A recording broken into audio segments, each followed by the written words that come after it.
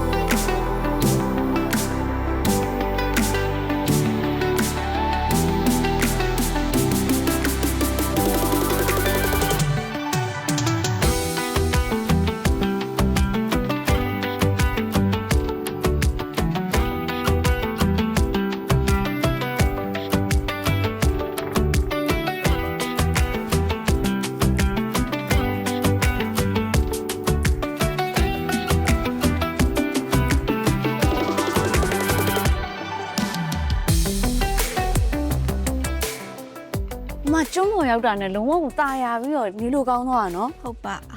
ဒီကျွန်းကလေဘာလို့ခေါင်းဆေးကျွန်းလို့ခေါ်လဲသိလားမ သိရဘာလို့ခေါင်းစည်းကျွန်းလို့ခေါ်လဲဆိုတော့အရင်ခေတ်ပေါ့နော်အရင်ခေတ်ရှေးဘုရင်တွေလက်ထက်မှာဆိုလို့ရှိရင်တို့တွေကနန်းတော်တွေမှာခေါင်းစည်းမင်္ဂလာခမ်းနာကိုပြုလုပ်ကြတယ်ဒီကျွန်းကနေပြီးတော့ထွက်တဲ့သဘာဝစိတ်ဆန်းရုပ်ပဲတို့ကအသုံးပြုပြီးအဲ့အခမ်းနာကိုပြုလုပ်ကြတယ် အဲ့ဆိုလို့ရှိရင်ရွှေရုပ်တို့လာခဲ့ရဆိုခုနဆက်လေနဲ့ဟိုနည်းနည်း9မိနစ်လောက်တော့စီးရတာပေါ့ဟိုဘက်ကန်းကနေပြီးတော့ဒီဘက်ကန်းထိအဲ့လိုမျိုးအဝေးလာပြီးတော့ဒီနေရာထိလာခေါင်းဆေးမင်္ဂလာလောက်ကြတာ ဘာလို့လဲဆိုတော့တို့တွေကဒီကျွန်းကထွက်တဲ့အဲ့သဘာဝစိတ်ဆန်းရဆိုလို့ရှိရင်ထူးခြားတဲ့တတိရှိရဆိုပြီးတော့ယုံကြည်ကြတယ်အဲ့ကြောင့်မလို့အဲ့လောက်အဝေးရနေပြီးတော့ဒီရေကိုတည်ယူပြီးတော့မှအဲ့ခန္ဓာကိုပြုလုပ်ကြတယ်အဲ့ကြောင့်မို့လဲခေါင်းစည်းကျွန်းလို့ခေါ်တယ် အဲ့ဆိုဒီကျွန်းကရိုးတာမန်ကျွန်းတစ်ကျွန်းမဟုတ်ဘဲနဲ့အဲ့လိုတမိုင်းကြောင်းနေနဲ့ပြည်နေတဲ့အဲ့လိုလည်းစမ်းကြဲတဲ့ကျွန်းတစ်ကျွန်းပေါ့နော် ဟုတ်တယ်ဒါပေမဲ့နောက်ထပ်စမ်းကြရတစ်ခုရှိသေးတယ် အော် ဒီကျွန်းကတန်လွင်မြစ်ရဲ့မြစ်လေကောင်မှာတည်ရှိတာဒါပေမဲ့ရေဘလောက်တက်တက်ကျွန်းကလုံးဝမမြုပ်သွား အော်အဲ့ဆိုလို့ရှိရင်ဒီကျွန်းတစ်ကျွန်းတော့တခါမှရေလွမ်းတာမျိုးမခံရဘူးပေါ့ ဟုတ်တယ်တစ်ခါမှရေမမြုပ်ဘူး မိုက်တယ်နော် မိုက်တယ် ဒီမော်လမြိုင်ရောက်တဲ့ကလေအဲ့လိုတက်သိန်းထားစရာကြီးအရန်ကြားရတယ် ဟုတ်တယ်နော် ။ ဒီကျောင်းပေါ်ရောက်လို့ရှိရင်စကားပြောဆိုစင်ကျင်ရတာတို့ဘာလို့အဲ့လိုမျိုးတွေလည်းရှိသေးတယ် အဲ့ဆိုဥချန်ဆိုင်စပိတ်ထားမှရတော့မယ် အမဟိုဘက်တွေတက်ကြည့်ကြ ။အဲ့စိန်စမ်းရည်ရှိရဆိုတဲ့နေရာလေးကို သိချင်တယ်နော် သိချင်ရှိမှမသိရှာကြည့်ရ ဒါပေမဲ့ဒီကျောင်းပေါ်မှာဇီရီတွေရောပြီးတော့တရားကြီးလည်းရှိရပြောတယ် ။မဒီကျွန်းเจ้าကိုသိရဆိုတော့ရွှေဒီကျွန်းမှာနည်းနည်းပတ်ကြည့်လာမှမသိရရှင်ပြောပြပေး ပြောပြမယ် ။မဟိုလန်းချစ်စရာတော့ပတ်ကြည့် ကြ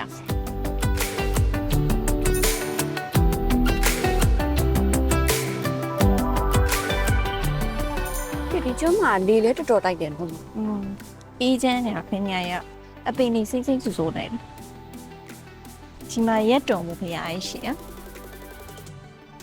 ဒီဖရာကြီးကိုငကားနှစ်ကောင်ကနော်ခြံရံထားရပဲ ဟုတ်တယ်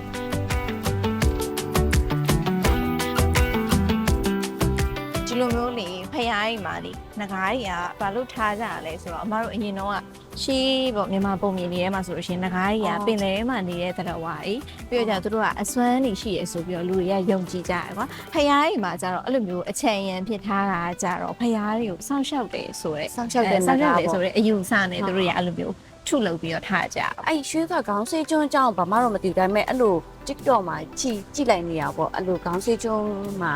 ငကားအဆောင်လျှောက်ကတကယ်ရှိရဆိုပြီးမှလေအဲ့လိုမျိုးတော့မြင်ဘူးတယ်ဟိုတည်းရွှေတို့တိချာဝတ်လာလို့ ဟုတ်ပါ ရွှေကကြောင့်ဒီလိုမျိုးစီကန်းနေရှိမှန်းတော့မသိဘူးအဲ့လိုနှက်ကြီးတယ်လို့ပြောလို့ ပြောဖို့ တိချာလေးဘာမှလုံလုံချုံချုံဝတ်လာ အမတို့じゃကျွန်းလို့ပဲတိလိုက်တာပေါ့နော်ဒါပေမဲ့ဒီကိုရောက်တဲ့ခါကျတော့မှကျွန်းမော်ကိုတက်ချင်းနဲ့ကဖက်နဲ့လုံးဝမစီရဘူးဟုတ်လားသာသနာနေမြည်လို့ပဲဖြစ်သွားနော်ဟုတ်တယ်မို့လေဖျားစီနေပြည့်နေပြီးတော့ မဟုတ်ပါမှလည်းရှိသေးတယ် ဟုတ်တယ်နော်ဖေးသားကြည့်ကြည့်လည်းညှိုးထိုးမလွယ်ဘူးနော်ဖျားရ ဖျားတွေ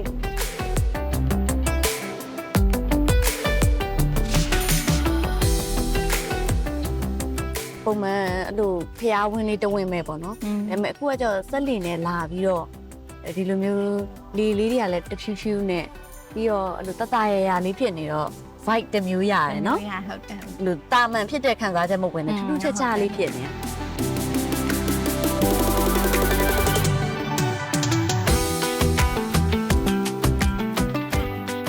ဖះကိုပြုတ်ပြင်မှုရောလုံနေကြနော်ညမ်းနေစင်ထားတာရအများကြီးမဆိုဇီရီတဆူထက်တဲ့ထားနော်လုံသမားရဲ့အားကြောင့်တွေ့ရ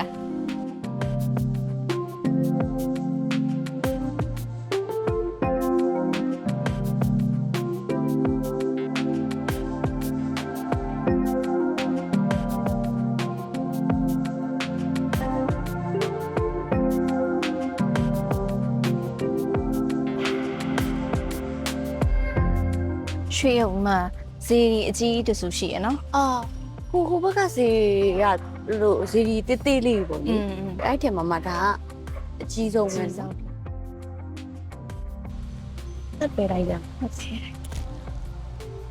သူပန်းနေရလဲအဲ့လိုနေတိုင်းကတ်တာမျိုးလဲတာမျိုးဝေယဝဆလုပ်ပေးတဲ့လူရောရှိရဲ့ ရှိရဲ့ထင်တယ်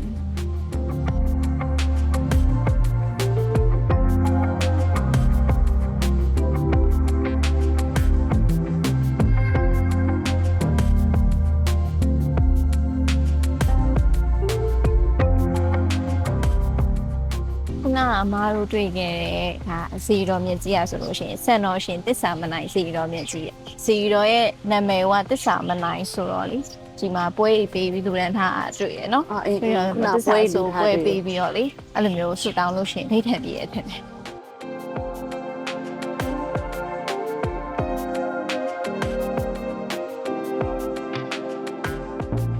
ဒါဆိုလို့ရှိရင်ဒါရှင်ဥပဂုတ်တကံတော့အမတို့ဖျားတွေတော်တော်များများမှာဒီကန်တော့တွေ့ရအမတို့ဟိုဘက်သွားကြည့်မယ်ဟိုဘက်မှာခေါင်းစည်းကျုံကဆရာတော်ဖျားရဲ့အဲ့လိုမျိုးလူတွေကိုပေါ့အသိပညာပြီးတဲ့စာပေတွေရှိရဲဆိုပြီးတော့အဲ့ဘက်မှာရှိအဲ့မြန်တစ်ချက်သွားကြည့်ကြ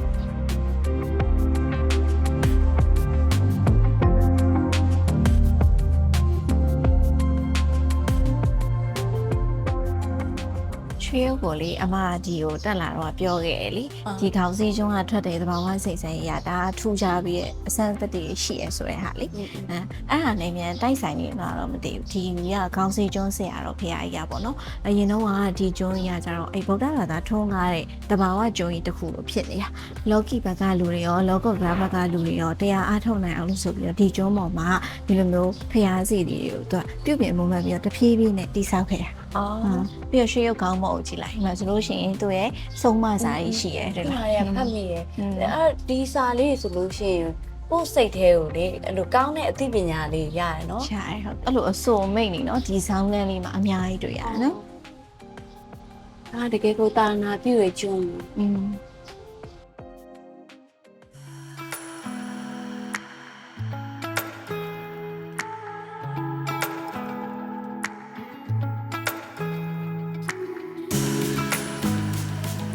ငါးစလည်းကျွေးလို့ရတယ်ဆိုငါးစတုပ်လေးအစမှဒီမှာငါးစကျွေးလို့ရမှာမသိခဲ့ခုနလေသမားပြောတော့ကြားလိုက်တယ်ငါရှိရရှိတယ်လို့ပြောတယ်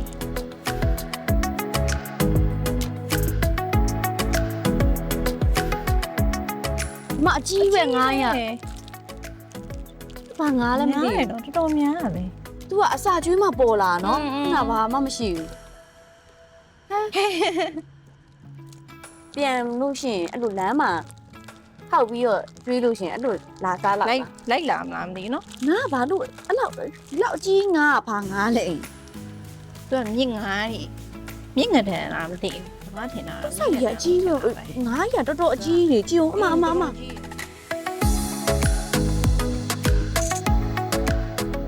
မတို့ငါးစလည်းကျွေးပြီးပြီလှေလည်းရောက်ပြီဆိုတော့ပြန်ကြမယ်